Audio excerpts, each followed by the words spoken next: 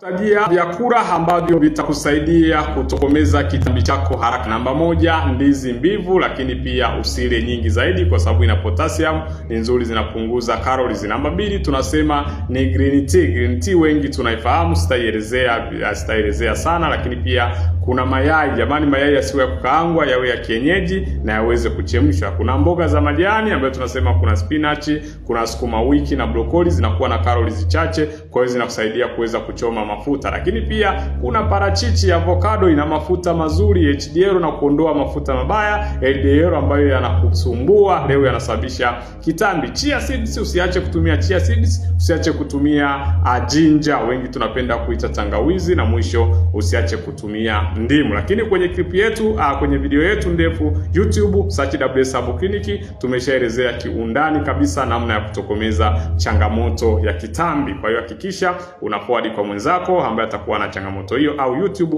utajifunza zaidi. Karibu na Mungu akubariki.